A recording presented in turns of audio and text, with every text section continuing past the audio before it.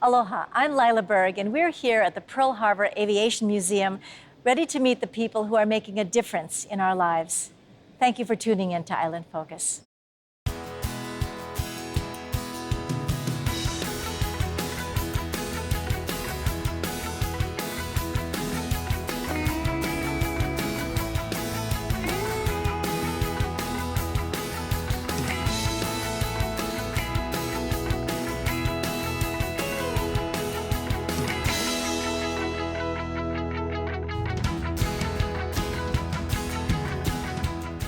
Standing in front of this huge plane is part of your restoration project. Yes, it's a former restoration project. It's a C-47. When we received it, it was a commercial aircraft, and we converted it to a cargo plane slash parachuting plane. They were used extensively in World War II to drop off combat soldiers as parachutists and also to deliver equipment. In fact, the single door is where the parachutists would jump out, and the double door that's beside it is large enough that Jeeps at the time could be pushed inside and artillery pieces behind it. So it was an amazing cargo craft. Especially for that time. Exactly. It was so important that Eisenhower considered it one of the main weapons of the war that made us very successful. So this part of the hangar, I take it, is also dedicated to renovation, which is part of the mission of the museum. Yes. Restoration Department is located in the back quarter part of historic Hangar 79, and we carry on 2 to 3 restoration projects on the aircraft here continuously. At the center right now, we have an SBD replica that we are getting ready to put back out. It was out in the weather over at K-Bay. Is that this plane? This plane right here, yeah.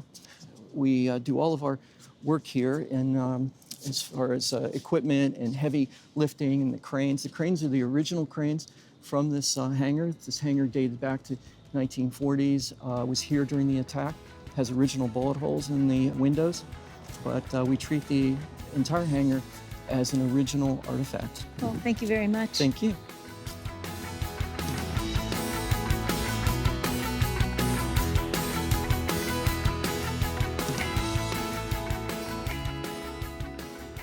Here with us today at the Pearl Harbor Aviation Museum is Bob Girrier, who is the president of the Pacific Forum. Glad you could be with us. The Pacific Forum has been in Hawaii for many, many years. Please help us understand its value, particularly now. Certainly. Pacific Forum International, our formal name, we were stood up in 1975, and I think of it as Hawaii's own private nonprofit foreign policy research institute. So we're in our 45th year right now. We research topics that are current and emerging in the Indo-Pacific region, get people together and conduct seminars, dialogues, so we connect, and then we inform. Well, we have many publications on our online website to get the word out. It's foreign policy research. So when you talk about dialogues or seminars, are they open to the public? Yes, all of our work is unclassified, non-proprietary by definition. And it's, again, our vision is all about contributing to stability and security, peace, essentially, in the Indo-Pacific region. What do you envision are the outcomes of those gatherings? We help inform foreign policy positions, understanding the issues that are happening up here and all around us. We also involve cohorts of young leaders. This is one of the features of our many programs. We have a Young Leaders Program. We stood it up in 2004, 16 years now into this. Over 1,000 young individuals between 25 and 35 interested in foreign policy. They're young specialists that are emerging, again, in that time frame. We bring them on board to join us in some of these dialogues and conferences that we hold throughout the Indo-Pacific. It sounds very exciting, not only engaging the young people, but also informing possibly even our local policymakers relative to Hawaii's place in the world. Yeah, Hawaii is often referred to as, a gateway to the Pacific, and then that's both literal and virtual, but that really means something. We've been involved in this again now in our 45th year. These dialogues, in 2019, we hosted 31 different conferences. These are funded by either the government or private entities through grants. And that took place in over 18 cities throughout the Indo-Pacific region. And again, you address a variety of current and emerging issues, anywhere from nuclear security, non-proliferation, technology and trade issues, maritime security issues. We're getting involved in cyber and space as well. These are issues that where countries have different views. There's some pressing problems that need to be solved. You talk about them, you identify issues that need to be addressed, you come up with some policy recommendations. That's what we do. We then publish our findings, and we have these online in a variety of publications. So I take it that your passion and your interest is not just because of your education, but do you have a professional connection? I do. I'm a retired Rear Admiral in the Navy. I spent 34 years of active duty, a lot of it here in the Indo-Pacific region. I served as Deputy Commander of the Pacific Fleet here in Pearl Harbor, and was also Director for Operations at now called U.S. Indo-Pacific Command, and dealt with a lot of these issues. And so this is a wonderful way to kind of pay it back, if you will, given that wonderful view, if you will, literally involved in this entire mix. And now you have a chance to kind of work it from the completely unclassified side, but also bring in young folks that are interested. Again, that young leaders position, now a network 1,000 strong, is all about really setting up the next generation for success. I get to think of it as paying it forward. And it's very much consistent with our founder's vision. And as a nonprofit, you survive on donations? We do. Community participation? Again, nonprofit, nonpartisan, and so we survive entirely on donations. And then otherwise, we really survive on grants, as I mentioned earlier, from both public and government institutions that want us to do this research. Well, thank you very much for joining us, and we'll look forward to hearing more about the Pacific Forum. Thanks for having me on board today. Thank you. Thank you. You've just had the opportunity to meet Bob Girrier, who is the president of the Pacific Forum. Thank you for being with us.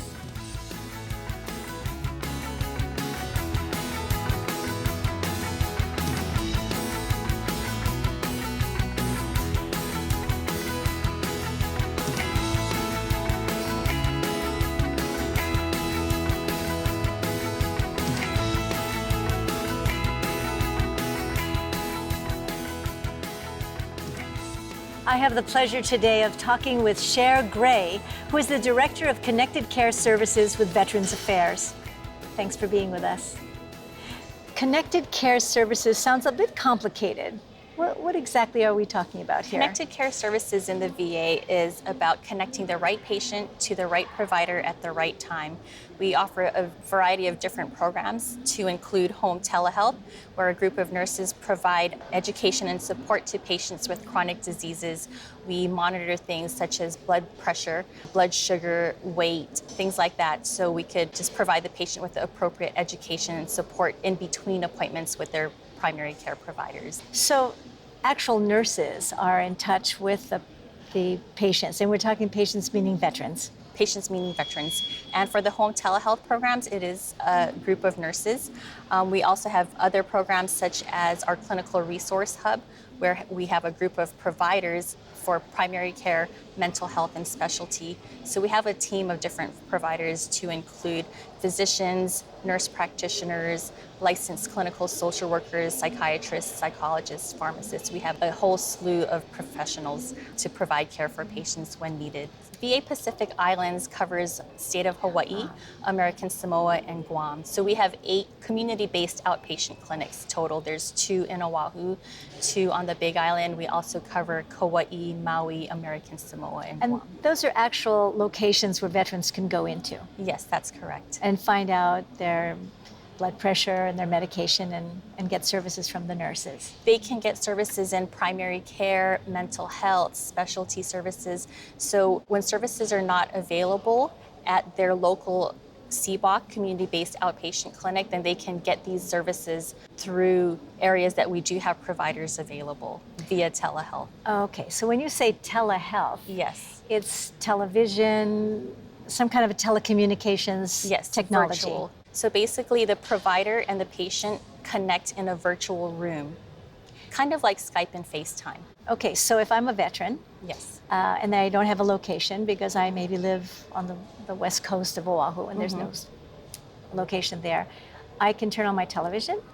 We have a program called VA Video Connect, and basically a patient can reach out to their providers in the comfort of their own home using their cell phones, their iPads, laptops, desktop. Basically, they get an email from the provider, they click on the link, and they meet on that virtual room. That's they can fabulous. see. How Yes. long has this been going on? This has been going on for a few years, and one thing that the veterans don't know is that this type of service comes with no co-payment.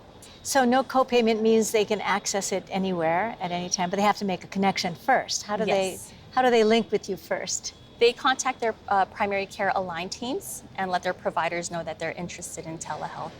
What is your greatest concern about veterans maybe not knowing about this? We have telehealth expansion goals, and we have 95% of our providers in the VA Pacific Islands capable to provide telehealth services, but the service is underutilized by our veterans. It's because of their lack of awareness that this program exists. So all they have to do is contact their patient-aligned care teams, let their providers know that they're interested in receiving telehealth services for, like I said, primary care, mental health, specialty, things of that sort. They can also email their primary care team by logging online at www.myhealth.va.gov. And if they don't have computers or any of the technological devices, they can go to the local clinic. We will connect a licensed clinical social worker to the patients to see if they're appropriate patients to need to receive healthcare via telehealth. And if they are appropriate, the VA does supply these devices to them. Well, thank you so much for at least briefing us on what this is all about. I appreciate the work that you do. Thank you. Thank you, too, for tuning in to Island Focus and listening to my conversation with Cher Gray, who's the Director of Connected Care Services with the Veterans Affairs. Mahalo.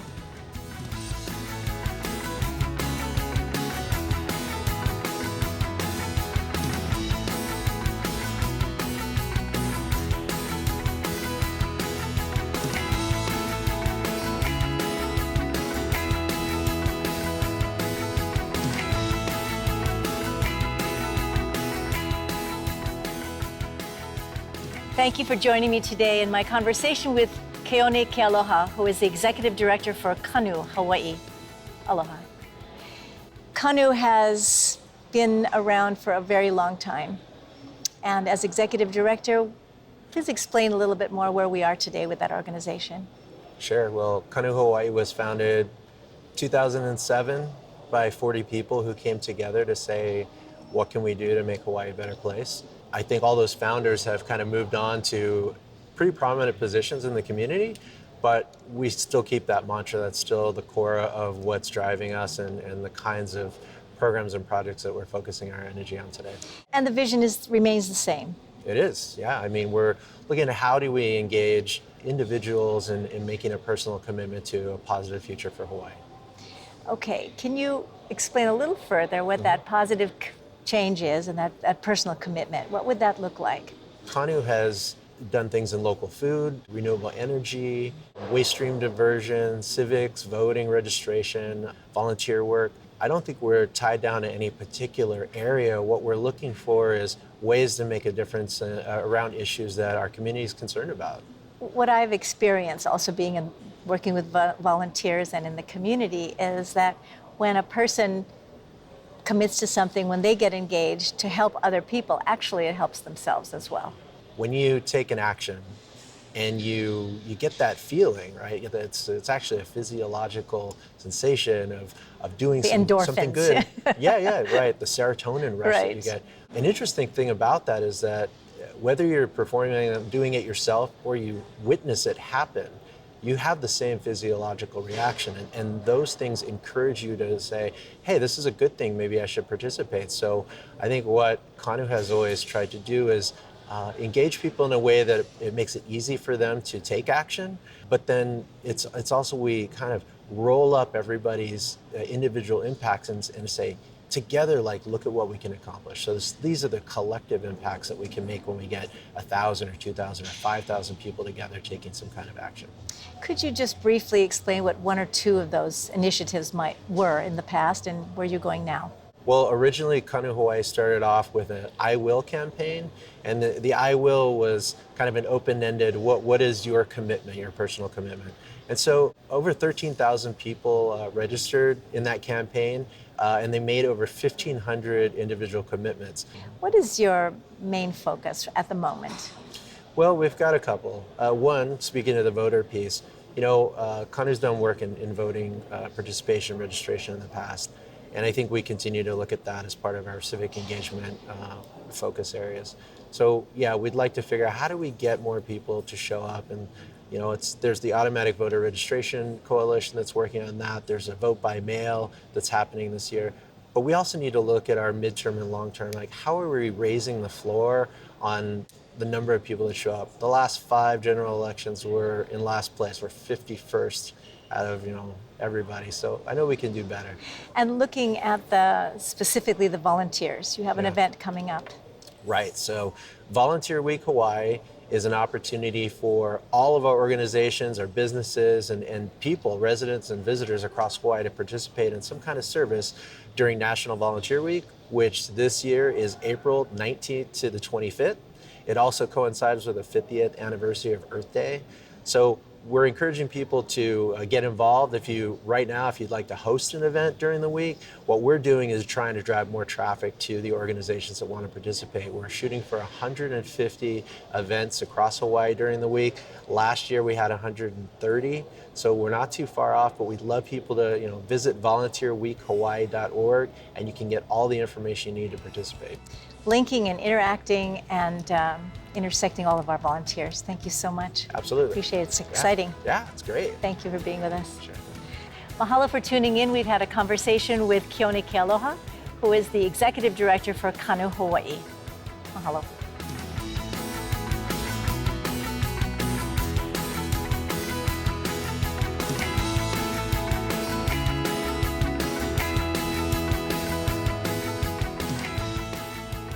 So what do we have here?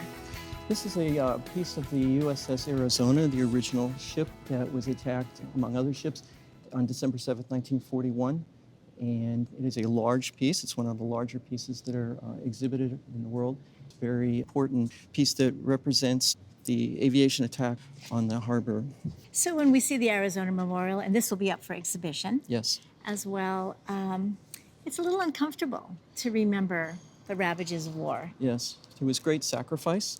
It changed history in literally less than 2 hours, but it's an excellent example and reminder to us to remain vigilant and also to consider this sacrifice in the future of our service people toward the end of keeping peace in the world and thinking ahead of, And the world civilians. events. So the stories that were depicted inside the museum was the cooperation between civilians and military, Yes. regardless of ethnicity, Yes. here in Hawaii. Yes. And I would imagine this exhibit is going to be very meaningful to remind us not only of history, but of the vision. Exactly. Thank you very much. Thank you.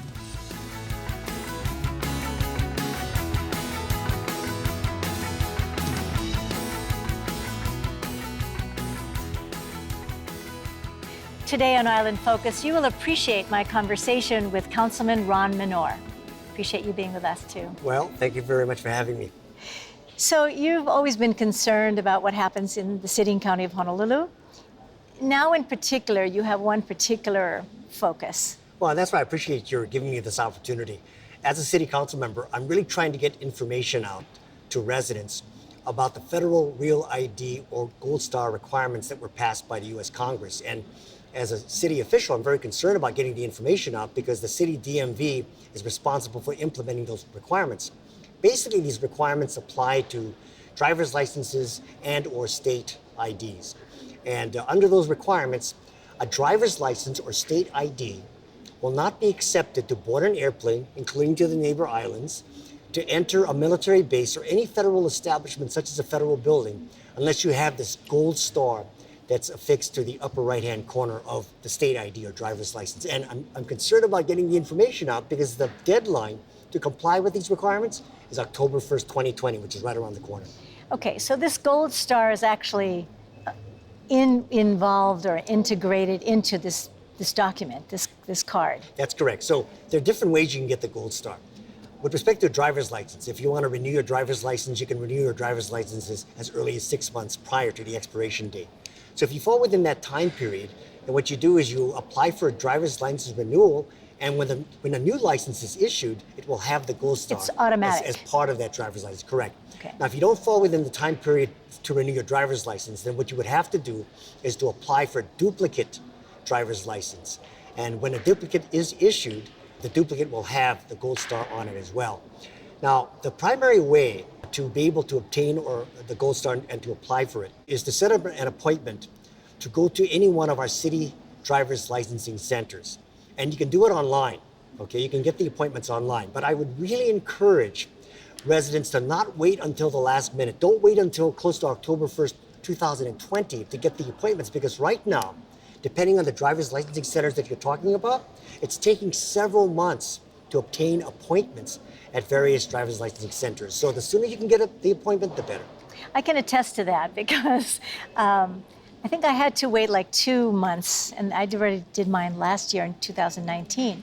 For the ID, the state ID, those are for people who don't drive, perhaps. Senior citizens are and under 21, perhaps. That's right.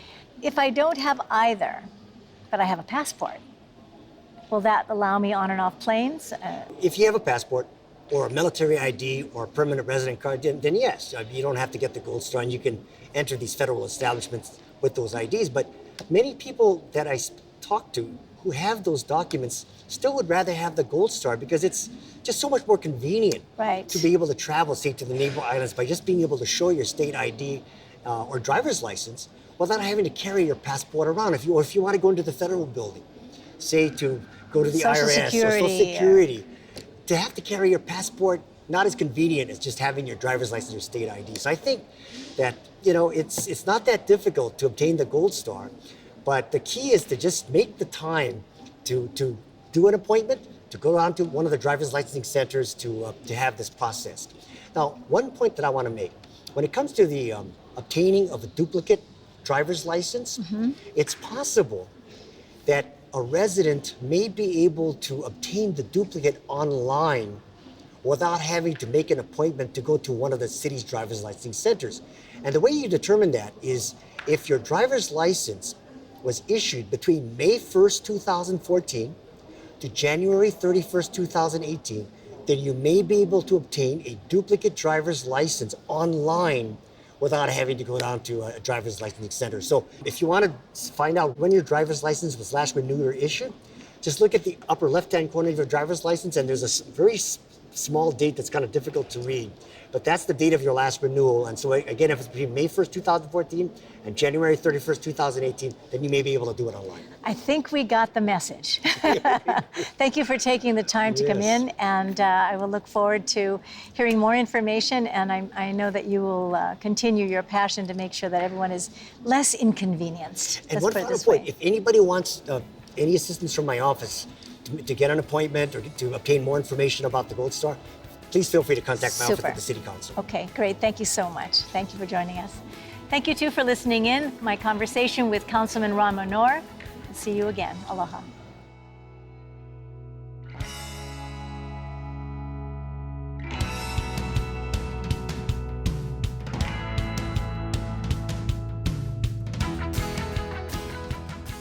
Mahalo to the Pearl Harbor Aviation Museum for hosting us today, and to you for tuning in to Island Focus. I'm Lyla Berg. Aloha and malama pono. Take care of each other. See you soon.